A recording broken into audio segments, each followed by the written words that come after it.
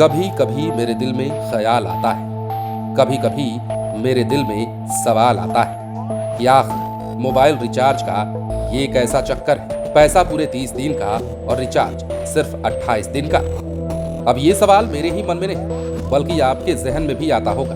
क्या आपने कभी सोचा है कि जब पैसे पूरे 30 दिन के लिए जाते हैं तो टैरिफ की वैलिडिटी सिर्फ 28 दिन ही क्यों दी जाती है? आज इस वीडियो में हम आपको इसी सवाल का जवाब देने आए हैं और बताने आए हैं कि इसके पीछे का पूरा खेल आखिर क्या है। क्यों ना रिचार्ज 30 दिन के लिए हो रहा है तो सेवा भी 30 दिन की दी जानी चाहिए, और क्यों ऐसा नहीं होता वो सब कुछ जानेंगे विस्तार से। लेकिन उसके लिए आपको हमारे साथ इस रोचक वीडियो के अंत तक बने रहना होगा ताकि आप भी इस मामले को समझें और अपने भीतर चल रही कौतूहल को सुलझाएं। सिम कार्ड के बिना स्मार्टफोन किसी काम का नहीं है और बिना रिचार्ज प्लान के सिम कार्ड किसी काम का नहीं है। भारत में टेलीकॉम कंपनियों के द्वारा 28 दिन का प्लान दिया जाता है, लेकिन कभी न कभी तो आपके दिमाग में सवाल आया ही होगा, जब हम पैसा 30 दिन का देते हैं तो रिचार्ज 28 दिन का ही क्यों मिलता?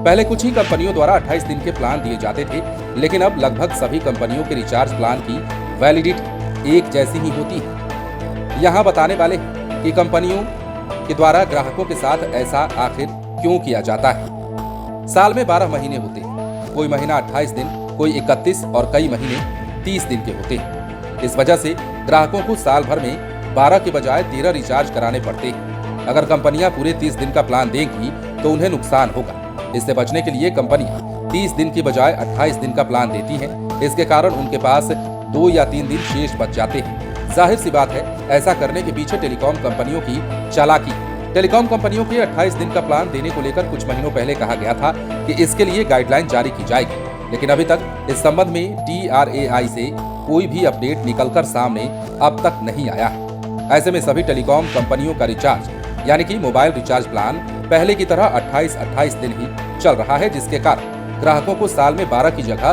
13 रिचार्ज कराने पड़ते हैं। अब ऐसे में आप समझ पाए होंगे कि कंपनियां किस तरीके का खेल आपके साथ खेलती है। कंपनी अपने मुनाफे में कोई कटौती नहीं करना चाहती और हर हाल में मुनाफे का सौदा करना चाहती है, और यही कारण है कि 12 महीने में आपको 13 रिचार्ज कराने पड़ते हैं। अब एक बार फिर से हम आपको यदि बताएं कि कंपनियों के द्वारा आखिर ऐसा क्यों किया जाता है, तो वो आप एक बार फिर से समझ लीजिए ताकि आपके दिमाग में जो भी सवाल है उसके जवाब क्लियरली मिल जाए। जैसा कि हमने आपको बताया, साल में 12 महीने होते हैं, कोई 28 दिन, कोई 31 और कोई 30 दिन।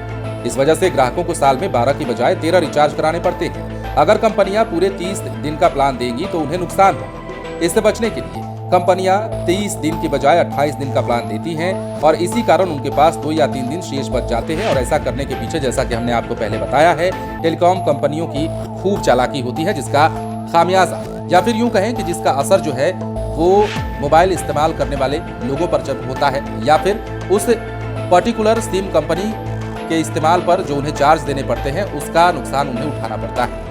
फिलहाल बने रहें लाइव सिटीज के साथ।